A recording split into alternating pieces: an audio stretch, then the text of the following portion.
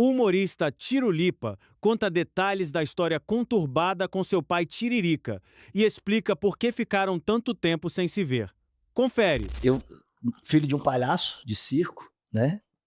Minha mãe fugiu no circo com um palhaço. Minha mãe foi assistir o espetáculo, se apaixonou pelo palhaço. E aí, quando o circo foi embora, minha mãe foi embora com o palhaço. E aí, minha mãe fugiu no circo com o palhaço. 9 meses depois, eu nasci no circo. E aí, cara, meu DNA já, né, já do meu nascimento ali, já fui escolhido por Deus por ter.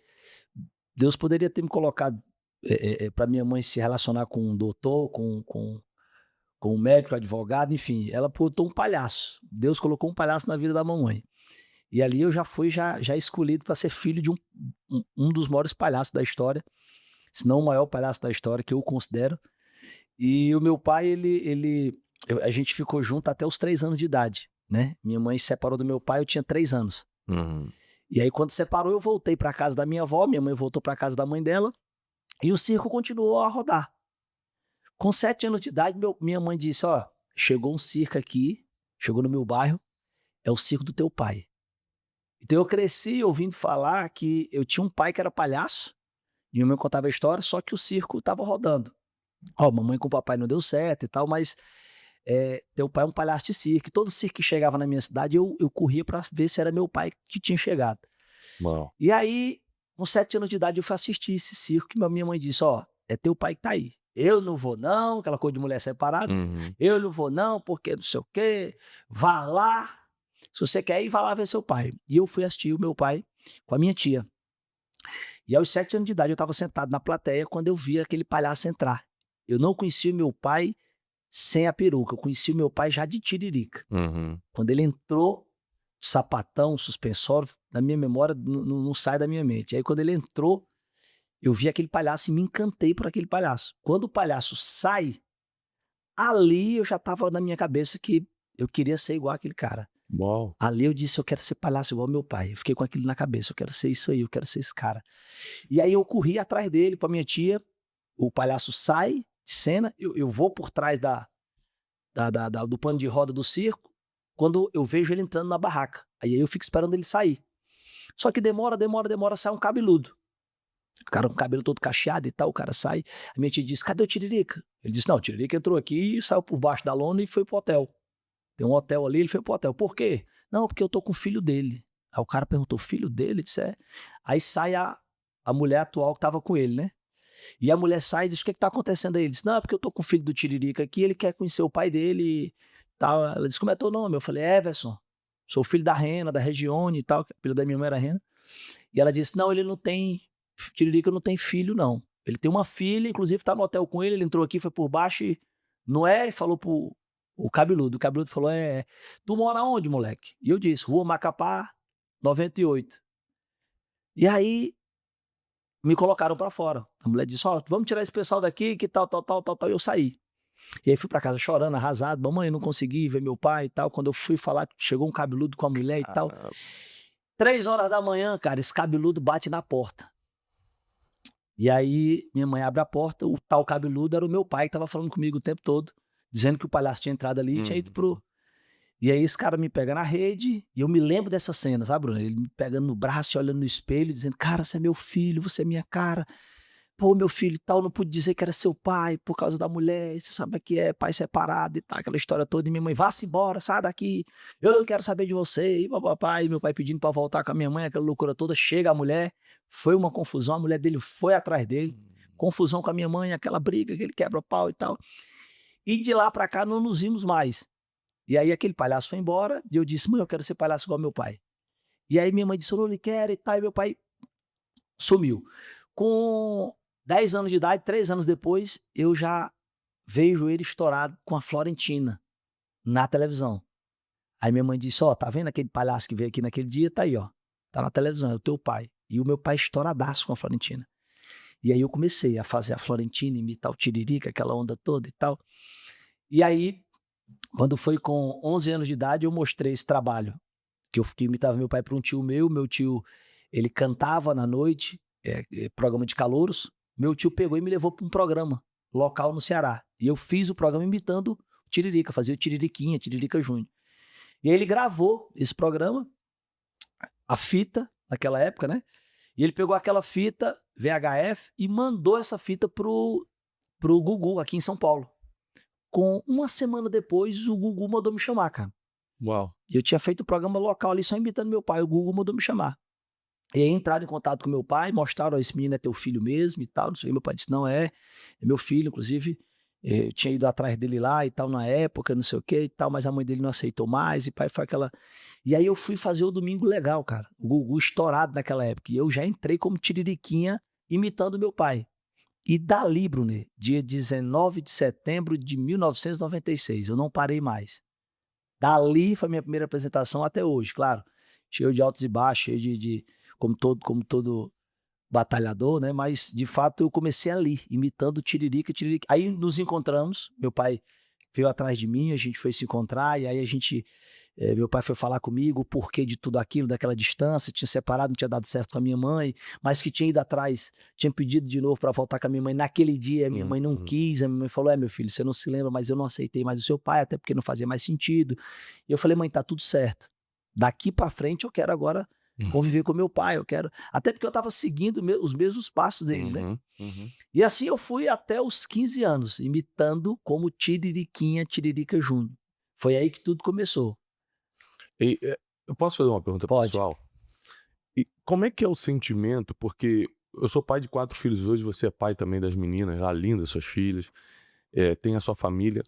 Como é que esse sentimento é de rejeição, é de abandono em relação ao pai, quando o pai não te dá a atenção que deveria? Explica isso pra gente, porque muita gente tem problema com o pai. Eu tive, a gente teve, até porque a vida do meu pai ela foi muito...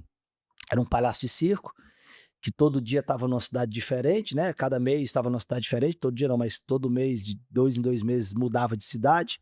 O circo itinerante, né? Rodava o Nordeste.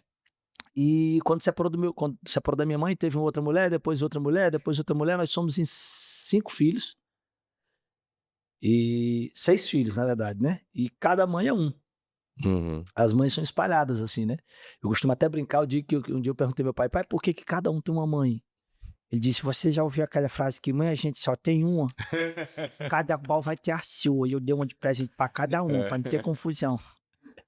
E aí, realmente, de fato, é assim. A vida dele sempre foi... E a gente não entendia, né? Eu e os meus outros irmãos, depois que a gente nos encontramos e nos conhecemos, e a gente se perguntava o porquê desse tal abandono, o porquê disso. Até então, a gente...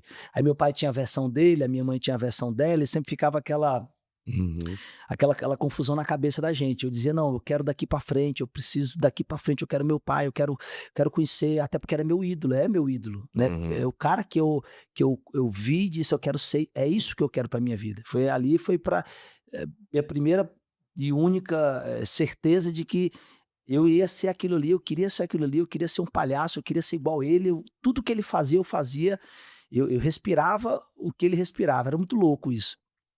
Todo mundo tinha o Homem-Aranha, o Batman, a criança tinha o seu super-herói. O meu super-herói era o Tiririca. Eu queria colocar o nariz de palhaço e ser aquele palhaço.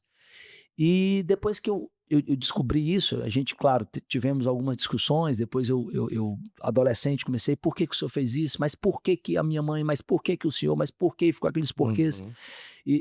Mas eu senti tanto sua falta, o senhor poderia ter sido mais presente. E por que minha mãe? Não, mas é sua mãe, e não sei o quê. E aí... eu fui entender ao longo do tempo com a espiritualidade, né? Eu comecei a conhecer a palavra e aí eu fui participar do Moriá. E no Moriá, na parte da paternidade, me pegou. Eu não senti nada em nenhuma outra área, mas na área da paternidade, aquilo ali... eu fui entender. E naquela época que eu fui pro Moriá, eu fiquei um tempo sem falar com meu pai. A gente ficou um tempo meio que brigado, assim, porque, de fato, tinha certas coisas que eu não entendia e ele também estava meio chateado comigo, que eu fui pra mídia falar dele e tal, e a gente ficou meio que arranhado. E eu acho que estava com um ano e pouco sem falar com meu pai. E o Moriá, eu fui por conta do meu relacionamento, eu com minha mulher. Rapidinho, Moriá é um retiro espiritual que acontece lá em BH muito forte. A pastora Zenete, né? Exatamente, E eu da pastora fui, Zenete. e quando eu fui, cara, eu fui por conta que eu tava me separando da minha esposa. A gente tava numa tribulação conjugal, e eu disse, cara, eu tinha nada a ver com paternidade. Eu fui pra resolver o casamento, pra ver o que eu queria, minha mulher também, e foram os dois, né, pro Moriá. Só que, cara, eu fui pra ali, claro, Deus restaurou meu casamento, mas o mais forte foi a paternidade. Eu sofri muito com a paternidade. E aí, a primeira coisa que eu fiz quando terminou foi ligar pra ele, né? Fui conversar com ele. E lá eu entendi o porquê que meu pai era esse cara de tantas mulheres, de filhos com cada mulher, a distância, né? Eu entendi que como é que a pessoa vai dar o que ele nunca teve, né? Aí eu fui lá atrás, como é que era. Eu fui perguntar a ele, pai, como é que era o senhor com seu pai? E meu pai não conhece o pai dele até hoje. Meu pai nunca viu o pai dele. Né? Minha avó sempre escondia quem era o pai, dizia que o pai era meu pai ia lá, não sou teu pai não. Teu pai é o caminhoneiro, não, teu pai não sei o que, não, teu pai é um palhaço do circo. Minha avó ficava brincando, dizendo que o pai dele era esse, o pai dele era aquele. E o pai dele morreu e ele não conheceu quem era o pai dele. O padrasto dele batia na mãe e espancava ele, e ele saiu de casa para não matar o cara, porque era uma confusão E meu pai, também filho da minha avó, com um bocado de filho com outros homens. As coisas, né, da forma que meu pai viveu, com 8 anos de idade teve que ser palhaço forçado, a mãe botava ele no vai ser palhaço, vai porque o palhaço faltou, é tu que vai fazer o palhaço. Aos 15 anos de idade, já sustentava a sua família como palhaço de circo. Foi quando ele conheceu minha mãe com 15, 16 anos. Já começou a rodar o mundo. Tentou tirar a minha avó do cara que o espancava, que batia nela, que tentava também agredir ele, que várias vezes o agrediu, um outro, saía em brigas, né? E foi uma vida muito complicada. Então, quando eu comecei a ver a vida do meu pai, eu falei, cara, como é que eu posso cobrar desse cara se esse cara nunca teve? Esse cara nunca sentou à mesa com irmãos, com a mãe, com o pai, como assim eu também nunca sentei, com a minha mãe, com o meu pai, com meus irmãos. E eu comecei a entender, e ali eu perdoei, de fato. Eu disse, pai, tá tudo certo. Tá tudo certo, o senhor não pode dar o que o senhor nunca teve. Né? A história do senhor foi muito... O senhor nem chegou a conhecer o seu pai. Eu ainda estou conhecendo o senhor, ainda tive a oportunidade de ter o senhor aqui, de estar a gente zerado daqui para frente, a gente... né, seguir a nossa vida. E aí lá eu perdoei ele, entendi que a pessoa não pode dar o que ela nunca teve. Então isso fez com que eu quebrantasse o meu coração e eu dissesse assim, não, eu é que tenho que fazer diferente. Daqui para frente eu é que não posso seguir esses exemplos, eu é que tenho daqui para frente fazer diferente com as minhas filhas, ser diferente com as minhas filhas, porque a maldição hereditária tá aí, né? Essa consciência que você teve é uma coisa que quem tá em casa, é muito difícil a pessoa, no meio do problema, ter essa autoconsciência, como você teve. Peraí, daqui para frente, vou deletar o passado, vou amenizar essas dores do abandono e daqui para frente. Isso é muito difícil, essa autoconsciência que você teve, é muito difícil as pessoas terem. E outra coisa que admiro na sua história é que você buscou ajuda. Tirulipa, muita gente está passando por um inferno e não consegue pedir ajuda. Não busca ajuda. Você foi lá buscar. E pra você ter ideia, a maldição hereditária é tão grande na minha família que meu irmão já tem 5 filhos com 4 mulheres diferentes, o mais velho. A minha irmã, o teu irmão mais velho, tem 3 filhos com 3 homens diferentes. Meu outro irmão mais novo tem 2 filhos com 2 mulheres diferentes. Você vê como as coisas... A história vai se repetindo na família. Então, para mim ali foi quando o pastor disse, cara, você tem que quebrar isso aí. E eu tava para separação, né? Então, você acredita... Eu tava para separar ali naquele momento. Imagina que se eu não vou para ali, eu talvez tinha seguido aí, se eu não tivesse buscado ajuda... Ia repetir a história. Ia repetir a história, porque eu tava para separar da minha mulher. Então, eu já tinha tido filho com a minha mulher. Essa é a pergunta que eu quero te fazer. Você acredita que existem problemas que só se resolvem espiritualmente? Com a tua experiência. Eu não tô falando baseado na tua fé ou na sua religião, mas Na sua experiência de vida, Eu acho o problema só resolve com a fé? Tem problema não, acho que todos os problemas só se resolvem na fé, cara. Não tem pra onde correr, não tem pra onde correr. Eu vou pra igreja e aí a galera me vê sempre... a gente tá batendo um papo sério aqui, né? Mas eu tô como Everson aqui, né? Eu tô como uma pessoa, não como CNPJ, né? E o Tiro Lipa, ele é um palhaço, ele é um brincalhão, ele é um cara de levar alegria. Eu sempre me incorporo o Tiru porque ele me faz feliz, ele me faz alegre, né? É o Tiru que me coloca pra cima. O Everson tem suas preocupações, ele é o pai, e quando eu vou pra igreja, os caras me olham assim e diz: porque tá fazendo o que aqui? Tipo assim, o cara começa a brincar, né? E aí? Mas olha que negócio aqui é sério, não sei o quê. Só que é isso que eu falo pros caras, cara, o meu segredo é Jesus.